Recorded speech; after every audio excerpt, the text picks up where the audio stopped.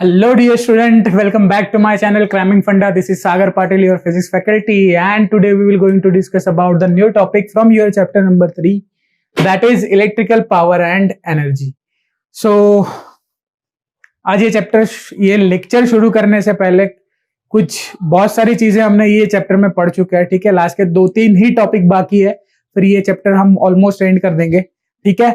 So start करते हैं। सबसे पहले समझते हैं, हमने पिछले लेक्चर में सेल के लिए समझा था कि व्हाट इज सेल और सेल क्या काम करता है, किस तरीके से काम करता है।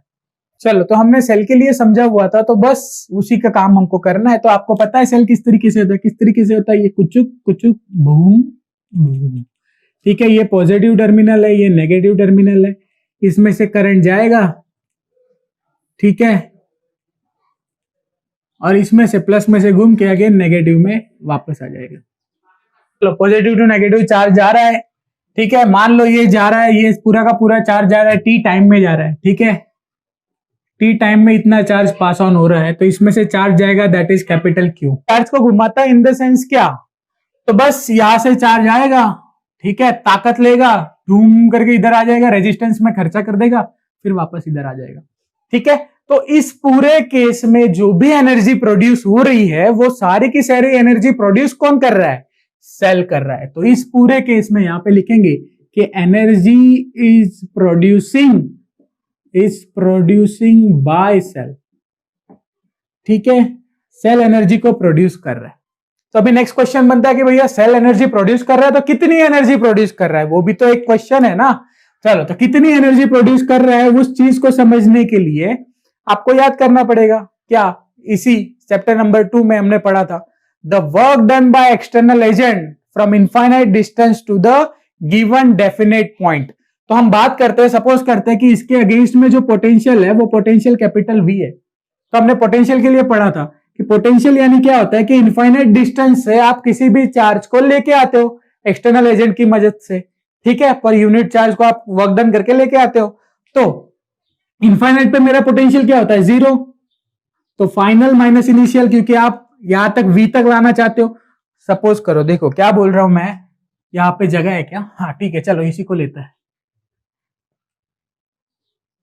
इसी को लेते हैं। सपोज करते हैं ये मेरी बैटरी है वी, ठीक है। यहां से इनफाइनाइट डिस्टेंस पे एक चार्ज है, दैट इज कैपिटल क्यू। इस कैपिटल क्यू चार्ज को मेरे को यहां पे लाना है, तो इसके पास पोटेंशियल क्या होगा, 0। तो और इसके ऊपर अगेंस्ट द इलेक्ट्रिकल फील्ड मेरे को वर्क डन करना पड़ेगा। तो वो वर्क डन क्या होगा, एक्सटर्नल एजेंट का वर्क डन होगा। तो इसके लिए अगर मेरे को पोटेंशियल लिखना है तो क्या होगा, फाइनल माइनस इनिशियल। तो मेरे को यहां पे आना है, तो final minus initial is equal to W external divided by capital Q. So ये क्या हो जाएगा, Q into V is equal to W external. So ये हो गया वर्क डन, ठीक है। ये वर्क डन हो गया। मेरे को ढूंढनी है एनर्जी। तो एनर्जी क्या होता है, एनर्जी यानी क्या, सो जो भी वर्क डन होगा वही वर्क डन एनर्जी के फॉर्म में क्या हो जाता है, स्टोर हो जाता है। तो यही फॉर्मूला हो गया एनर्जी का। तो यहां पे लिखेंगे कि एनर्जी प्रोड्यूस बाय द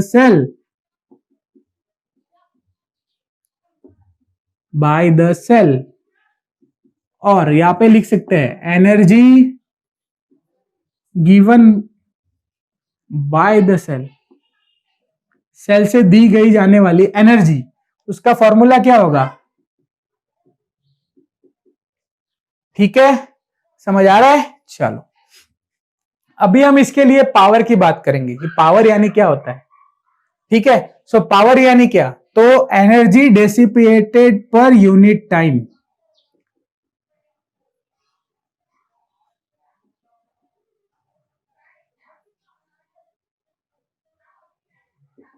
ठीक है। पावर यानी क्या, एनर्जी पर टाइम। तो एनर्जी क्या है, E अपॉन में टाइम, यानी सो ये हो गई आपकी एनर्जी। Q बाई टी यानी क्या होता है, I होता है। So P is equal to V into, so ये आपका फॉर्मूला हो गया, P is equal to V into I. ये हो गया पावर का फॉर्मूला, और इसका यूनिट होगा वोल्टेज का, पोटेंशियल डिफरेंस का क्या होता है, वोल्ट। वोल्ट इंटू करंट का क्या होता है, वोल्ट इंटू एम्पियर, या फिर इसको आप दूसरे तरीके से भी लिख सकते हो, वॉट। ठीक है, सो ये हो गया पावर का बेसिक फंडा। So please take a snapshot, या फिर चीजों को समझना है, चलो समझते हैं फटाफट। क्या हुआ, हमने पढ़ा कि भैया बैटरी जो है, बैटरी एनर्जी को बनाती है, सही ठीक है, बैटरी एनर्जी को बनाती है इन द सेंस वो एनर्जी प्रोवाइड करती है जिसकी वजह से electron plus two minus easily चल सकते हैं। तो क्वेश्चन बनता है कि कितनी एनर्जी बैटरी बना सकती है, तो वही हमको ढूंढना था। तो बैटरी कितनी एनर्जी बना सकती है वो ढूंढने के लिए मैंने दो तीन चीजों को अज्यूम किया। पहला कि सपोज कर रहा है कि बैटरी में से क्यू चार्ज पास हो रहा है टी जितने टाइम में आई करंट बना के, ठीक है, और बैटरी का पोटेंशियल है वी। तो मैंने क्या किया, इनफाइनाइट से किसी भी एक्सटर्नल डब्ल्यू एक्सटर्नल एजेंट, मतलब डब्ल्यू एक्सटर्नल फोर्स लगा के, एक्सटर्नल वर्क करके इस क्यू चार्ज को वी पॉइंट पे लेके आया और वर्क डन का, सॉरी, पोटेंशियल डिफरेंस का फॉर्मूला लगा दिया। Final minus initial is equal to work done by external agent per unit charge. तो मेरे को वर्क डन मिल गया। और जब मैंने आपको बताया था कि जो भी एक्सटर्नल वर्क डन आप करते हो वही एक्सटर्नल वर्क डन एनर्जी के फॉर्म में स्टोर हो जाता है। तो ये क्या हो जाएगा, एनर्जी के फॉर्म में स्टोर हो जाएगा। तो ये क्या हो गई, एनर्जी हो गई किसकी, बैटरी के अंदर स्टोर होने वाली। तो सपोज ये बैटरी के अंदर स्टोर होने वाली एनर्जी है, तो मुझे पावर ढूंढना है। तो पावर यानी क्या होता है, तो energy dissipated per unit time is called as a power. ठीक है, सो ये पावर हो जाएगा। तो E by T Q into V by T Q by T is equal to I. So V into I, ये क्या हो गया, पावर का फॉर्मूला, और उसका यूनिट होता है watt. So please take a snapshot, फिर हम आगे बढ़ेंगे। चलो तो बच्चा पार्टी आगे बढ़ते हैं और बात करते हैं कि चलो अभी एनर्जी, बैटरी ने एनर्जी तो बना ली, अब उसका क्या करेगी, वो अचार डालेगी? नहीं, क्या करेगी, रेजिस्टेंस में जाके खर्चा कर देगी। ठीक है, तो अभी पावर क्या हो रहा है, मतलब जो भी एनर्जी है वो खर्चा हो रही है किधर, रेजिस्टेंस के अंदर। तो एक काम करते हैं, हम गंदा सा रेजिस्टेंस बनाते हैं। ठीक है, गंदा सा इसके लिए यार कि रेजिस्टेंस को भी बुरा लगता होगा ना, हमेशा उसको बस एक कांटों की तरह बना देते हो ऐसा। ठीक है, तो चलो ये रेजिस्टेंस बना दिया, इसके अक्रॉस में पोटेंशियल डिफरेंस वी है, इसमें से पास होने वाला करंट आई है, टी टाइम में अगर पास करोगे तो इसमें से पास होने वाला charge that is capital Q है। तो पावर का फॉर्मूला क्या था मेरा, P is equal to V into I. ठीक है, अभी अगर इसमें ओम्स लॉ लगा दूं मैं, तो इसको एक इक्वेशन देता है, ओम्स लॉ लगा दूं तो V is equal to I R हो जाएगा। तो V की जगह पे हो जाएगा आई आर इंटू आई। तो क्या हो जाएगा, आई स्क्वायर आर। एक इक्वेशन हो गया, ये दूसरा इक्वेशन हो गया। तीसरा इक्वेशन अगर आपको बनाना है तो एक काम करते हैं, आई की जगह पे फॉर्मूला लग देते हैं किसका, I is equal to V is equal to I R. So I is equal to V by R. So इधर आएगा वी स्क्वायर अपॉन में R square into R. So एक आर इधर बचा।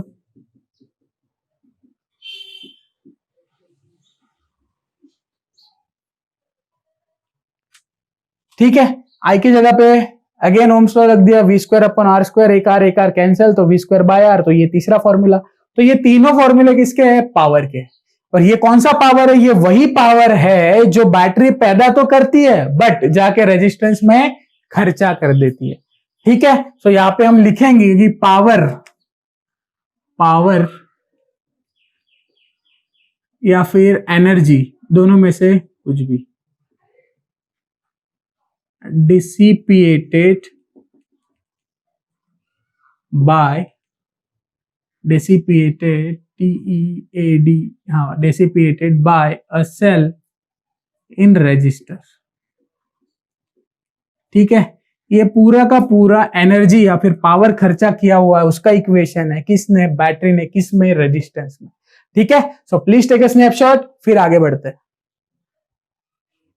इसमें एक चीज बताना रह गया यार, एक चीज ये बताना रह गया कि आप दो हिसाब से बैटरी को डिनोट कर सकते हो। एक तो इसके प्लस से करंट निकल रहा है, दैट मींस ये सामने वाले को एनर्जी दे रही है, तो ये खुद क्या हो रही है, डिस्चार्ज। तो ये डिस्चार्जिंग का सिंबल है। ठीक है, और अगर ये कुछ इस तरीके से आ रहा हो, इसके अंदर के साइड करंट आ रहा हो, मतलब इसको कोई, अभी आप बाहर से सर्किट से इसको करंट दे रहे हो, तो ये कौन सी पोजीशन हो गई, चार्जिंग। सो बस ये दो चीज थी जो रह गई थी, सो इसको भी नोट कर लेना। चलो, तो हमने रेजिस्टेंस में खर्चा होने वाला पावर ढूंढ लिया। ठीक है। अभी रेजिस्टेंस में खर्चा होने वाली एनर्जी ढूंढता है, तो यहां पे लिखेंगे कि एनर्जी डेसिपिएटेड इन रेजिस्टर। ठीक है, चलो। सो पावर और एनर्जी का रिलेशन क्या था, तो पावर इज इक्वल टू होता है एनर्जी पर टाइम।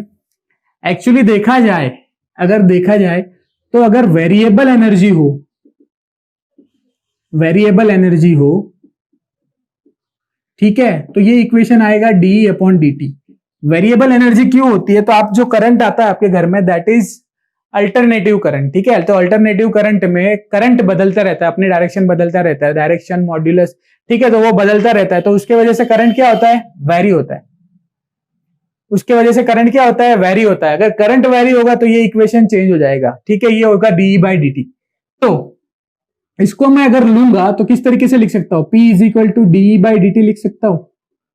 सो मेरे को अगर एनर्जी ढूंढनी है तो D is equal to energy ढूंढनी है तो मेरे को E को सब्जेक्ट बनाना पड़ेगा। सो P इंटू dt किस साइकिल के लिए, 0 to t साइकिल के लिए। चलो P का कोई भी एक फॉर्मूला लिख दो। सो कौन सा फॉर्मूला लिखोगे, हमको एक ही पता है, पता तो 3 है, मैं लिखता एक हूं। ठीक है, सो यहां पे हो जाएगा dt।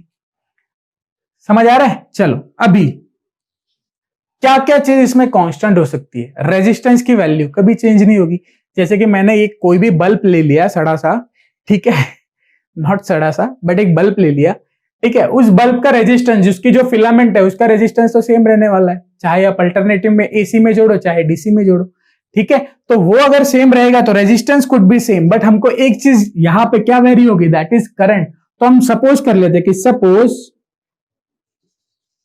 Current I is not varying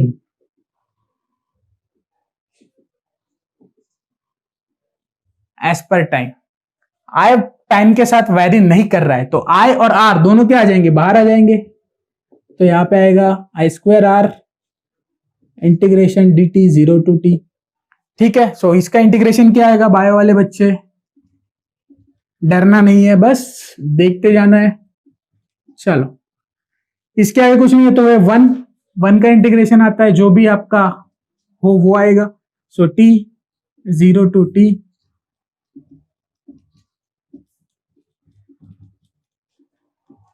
upper limit minus lower limit. ठीक है, एक्चुअली इसको इंटीग्रेशन लिया तो इसको मैंने ऐसा कर देना चाहिए था। ठीक है, चलो सो ये डी निकल जाएगा।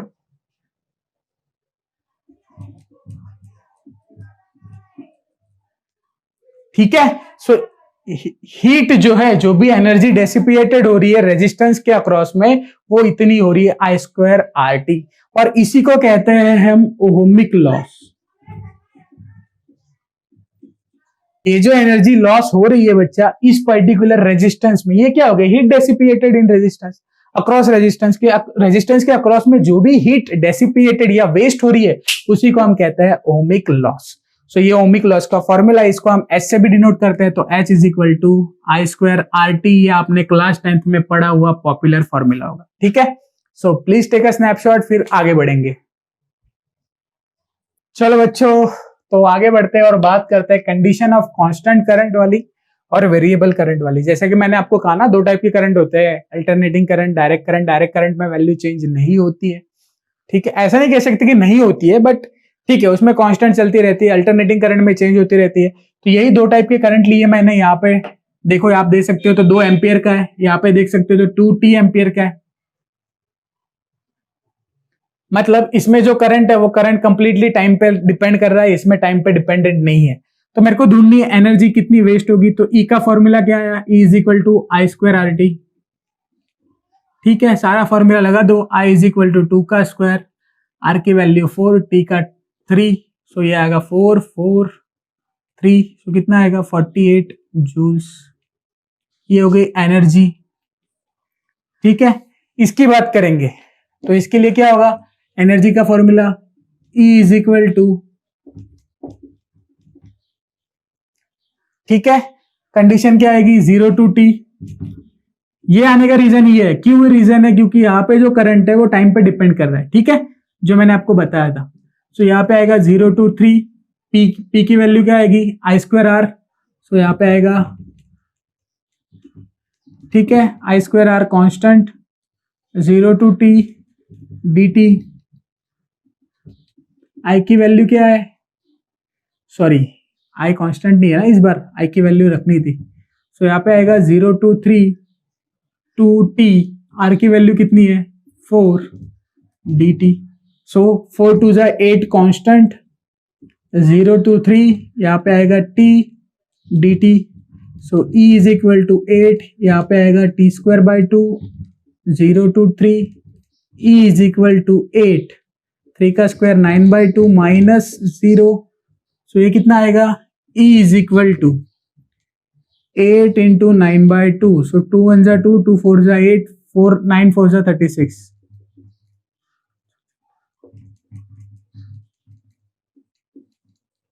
सो देखो फिक्स पावर के कंडीशन में 48 जूल्स और वेरिएबल पावर के कंडीशन में 36 जूल्स। सो आई होप आपको ये पता चल रहा होगा कि वेरी कहां पे होता है। देखो इसमें करंट वेरी हो रहा था, टाइम पे डिपेंडेंट था, और इसमें करंट वेरी नहीं हो रहा था, फिक्स था, ठीक है, 2 एम्पियर, इसमें 2t एम्पियर, ठीक है। सो ये दोनों में डिफरेंस है। So please take a snapshot, तो आपको हमेशा याद रहेगा कि क्या क्या फर्क होता है, पावर करंट अगर वेरी हुआ तो पावर में क्या फर्क होता है, ठीक है। So please take a snapshot. तो सॉल्व करते हैं इस न्यूमेरिकल को। मेरे को एनर्जी के तीनों फॉर्मूले पता है, is equal to I square R T, I की जगह पे V by R square, V by R लिखोगे तो V square upon R square, एक आर कैंसिल हो जाएगा, तो यहाँ पे एक आर बचेगा V square R by T, और ई इज इक्वल टू वो आई थी, सो वो आई थी, हाँ वो आई थी नहीं, वी आई टी, ठीक है। चलो तो इसमें से कौन सा भी फॉर्मूला लगाओ, आपको प्रॉब्लम सॉल्व करना है। चलो तो पहले हम ढूंढते हैं कि पूरी सर्किट का इक्विवेलेंट रेजिस्टेंस क्या है। पहले क्या करना है, find the energy spent in whole resistance. तो होल सर्किट में कितना एनर्जी वेस्ट हो रहा है वो हमको ढूंढना है। तो पूरी सर्किट में ढूंढने के लिए क्या कर सकते हैं हम, हाँ तो पहले देखो ये कॉम्बिनेशन और ये कॉम्बिनेशन सीरीज में है, तो ये कॉम्बिनेशन और ये कॉम्बिनेशन सीरीज में, तो इसके अक्रॉस में वोल्टेज, इसके अक्रॉस में वोल्टेज अलग अलग होगा, ठीक है। तो हम एक काम करते हैं, पहले इन दोनों का इक्विवेलेंट ढूंढ लेते हैं। तो इन दोनों का इक्विवेलेंट क्या होगा, तो इन दोनों का इक्विवेलेंट की बात करेंगे तो चलो ये दोनों पैरेलल में, 2 और 4 का कितना होगा, तो करो इधर आर इक्विवेलेंट, इसका क्या होता है मल्टीप्लीकेशन अपॉन में एडिशन, सो मल्टीप्लीकेशन अपॉन में एडिशन, सो 8 डिवाइड बाई 6, तो करो क्या होगा, 8 डिवाइड बाई 6 करोगे तो 3 नहीं 4 डिवाइड बाय 3, ठीक है, सो 4/3 ओम, ये हो गया। हम इसको सॉल्व नहीं करेंगे यार, डेसिमल्स में चला जाएगा। एक काम करते हैं, चलो ये तो इसको ऐसा लेते हैं, इसको लेते हैं 3 और इसको लेते हैं 6, तो ये सही हो जाएगा। 3 और 6 ले गए तो ये 2 बन जाएगा, तो इसको लेते हैं 3, इसको लेते हैं 6, इसको लेते हैं 9, तो यहाँ पे 18 हो जाएगा, यहाँ पे 9 आ जाएगा, यहाँ पे 2 ओम हो जाएगा, ठीक है। चलो अब डेसिमल नहीं आएगा, हमको तो फंडा समझना है ना, ठीक है। चलो तो ये हो गया 2 ओम इसका इक्विवेलेंट सर्किट। सो ये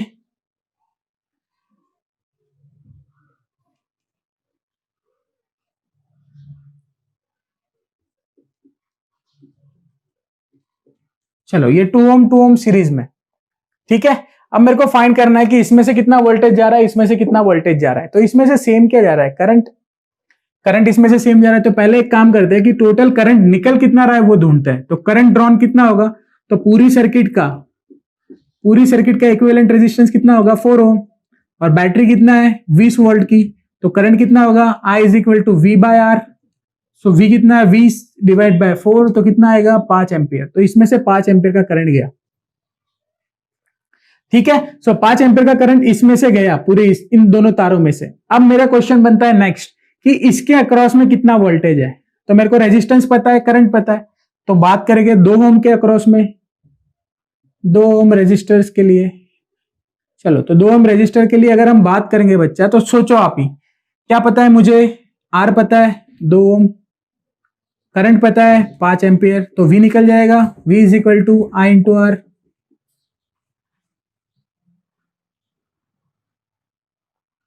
कितना हुआ 10 वोल्ट, तो इसके अक्रॉस में 10 वोल्ट, इसके अक्रॉस में 10 वोल्ट, ठीक है।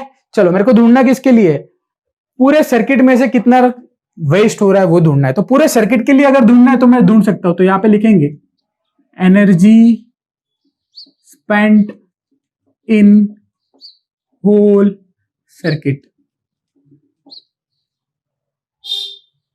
तो energy spent in a whole circuit यहां पे लिख देंगे, टाइम तो लिया ही नहीं है, इसको टाइम ले लेते हैं 3 सेकेंड, ठीक है। चलो, so energy spent in a whole circuit के लिए एक एनर्जी क्या आएगी, E is equal to VIT ले लेते हैं फॉर्मूला जो आपको पसंद है।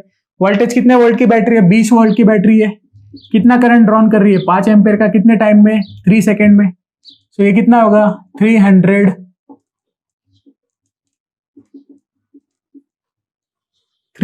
जूल्स, ये पूरे सर्किट में गया, ठीक है। ये हम दो मेथड से ढूंढ सकते हैं, ठीक है। पहली मेथड तो मैंने बता दी आपको डायरेक्ट। दूसरी मेथड किस तरीके से आएगी, तो दूसरी मेथड इस तरीके से आएगी, हम बात करेंगे इसमें कितना वेस्ट हुआ, इसमें कितना वेस्ट हुआ, इसमें कितना वेस्ट हुआ, और तीनों का टोटल कर देंगे। तो चलो पहले ढूंढते हैं इसमें कितना वेस्ट हुआ, ठीक है। सो इसमें कितना वेस्ट हुआ उसको ढूंढने के लिए मेरे को क्या करना पड़ेगा, 2 ओम के अक्रॉस में कितना वेस्ट हुआ, तो यहां पे लिखेंगे कि अक्रॉस में कितना हीट वेस्ट हुआ, ठीक है। चलो, सो उसके लिए क्या आएगा फॉर्मूला, अगेन वही, energy is equal to VIT, या फिर R के फॉर्म में आपको लिखना है तो क्या आएगा V² R इंटू टी। चलो, सो इसके अक्रॉस में वोल्टेज कितना था, तो इसके अक्रॉस में वोल्टेज था मेरा 10 वोल्ट। सो इसके अक्रॉस में वोल्टेज था 10 वोल्ट, रेजिस्टेंस कितना था 2, टाइम कितना था 3। सो 2 1 जा 2, 2 5 जा 3, 5 3 जा 15 जूल, ठीक है। इसके अक्रॉस में 15 हुआ। चलो बात करेंगे, 2 का हो गया, अब दूसरे की बात करेंगे। दूसरा कौन सा है, 3 ओम। सो 3 ओम के रेजिस्टर के लिए E is equal to again V² by R into T. चलो, तो V की जरूर वैल्यू क्या है, यहाँ पे कुछ गलत नहीं हुआ, हाँ एक गलत हुआ, V² है ना, तो यहाँ पे अगेन 10 आएगा। सो 10 5 जा 15, 150 जूल, ठीक है। चलो ये 150 हो गया। इसकी बात करेंगे V² बाय टी, तो इसके अक्रॉस में कितना वोल्टेज है 10। सो यहाँ पे 10 into 10 divided by 3 into time कितना है, टाइम कितना सेकंड ले रहा है 3। सो 3 3 कैंसल, सो कितना होगा 10 10 100, ठीक है। सो ये 100 हो गया। बात करेंगे ये बचे हुए 6 ओम के लिए। सो 6 ओम के लिए एनर्जी, सो 6 ओम के लिए एनर्जी की बात करेंगे तो V² again 10 into 10 divided by 6 into 3, 3 1 जा 3, 3 2 जा 6, 2 1 जा 2 5, सो 10 5 जा 50 जूल। चलो, सो सबका निकल गया। देखो, find the energy spent in a 4 ohm, तो ये 4 की जगह पे मेरे को 3 करना था ना, ठीक है। सो 3 वाले के लिए मेरे को फाइंड करना था, तो 3 वाले के लिए फाइंड करूंगा तो देखो 3 वाले के लिए कितना आएगा 100 जूल। 6 वाला अगर पूछता मेरे को कोई तो 6 वाले के लिए 50 जूल, 2 वाले के लिए कोई पूछता तो 2 वाले के लिए 150 जूल, और तीनों का टोटल करो, देखो 150 200 प्लस 100 250, 250 प्लस 50 300, फाइनल आंसर 300। सो कोई भी मेथड से करो आपका आंसर चेंज होने वाला नहीं है। So please take a snapshot, फिर आगे बढ़ेंगे। चलो बच्चों, तो आगे बढ़ते हैं और बात करते हैं वर्किंग ऑफ बल्ब्स की, बल्ब किस तरीके से काम करते हैं। तो बहुत सारे बल्ब आते हैं यार, बड़ा बड़ा सा भी आता है वो येलो कलर का, या फिर CFL भी आता है, जैसे कि आप देख सकते हो जो लाइट इस पे आ रही है व्हाइट कलर की ग्लो कर रही है, that is a CFL, fluorescent lamp होते हैं सारे, ठीक है, क्लोरोफ्लोरोसेंट लैंप। सो CFL आएंगे सारे, फिर वो व्हाइट वाले, ठीक है। सो जो भी है, तो इंडिया में जो भी सिस्टम सारी काम करती है, सारी की सारी 220 से 250 वोल्ट के लिए काम करती है, और यूएस में जो भी सारी काम करती है वो 90 टू 120 वोल्ट के लिए काम करती है, ठीक है। सो इंडिया में जो भी डिजाइन है वो मिनिमम 220 के लिए और मैक्सिमम 250 वोल्ट्स के लिए, और जो भी अदर कंट्रीज में डिजाइन है वो सारी की सारी सिस्टम 90 से लेके 130 तक काम करती है, 120 130 तक काम करती है, ठीक है।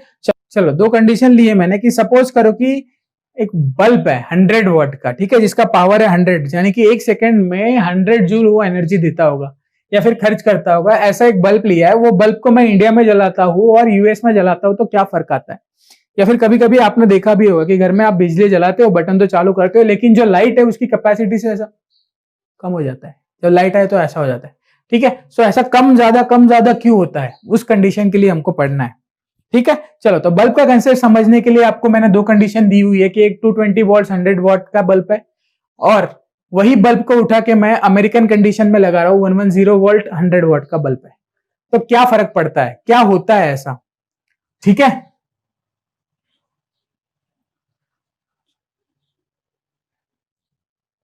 अभी आप मेरे को बताओ कि इन कंडीशंस में क्या चेंज होगा और क्या बदलेगा और क्या कांस्टेंट रहेगा। तो इस कंडीशन में पहली चीज लेंगे करंट बदलेगा दोनों कंडीशन में, हाँ बिल्कुल बदलेगा, क्योंकि V चेंज होगा तो I चेंज होगा। चलो एक गया, अगर I चेंज हुआ तो Q भी चेंज होगा, वो भी गया। सेम क्या रहेगा, सेम रहेगा बल्ब के अंदर का ये रेजिस्टेंस, जो रेजिस्टेंस इधर R है वही रेजिस्टेंस इधर भी R रहेगा। सो मेरा P का फॉर्मूला है P is equal to V into I. V की जगह पे अगर मैं R के फॉर्म में लिखना चाहूं तो I इंटू R हो जाएगा, ठीक है। So I square R, P is equal to I square R हो गया, या फिर P इज इक्वल टू दूसरा फॉर्मूला अगर मैं बनाना चाहूं तो इसको ले लो, so V square by R, दोनों में से कोई भी ले लो, ठीक है। तो मेरे को अभी जो जरूरत है वो किसकी जरूरत है, मेरे पास वोल्टेज है और पावर है, तो मैं ये फॉर्मूले के ले लूंगा क्योंकि रेजिस्टेंस क्या है, कांस्टेंट है।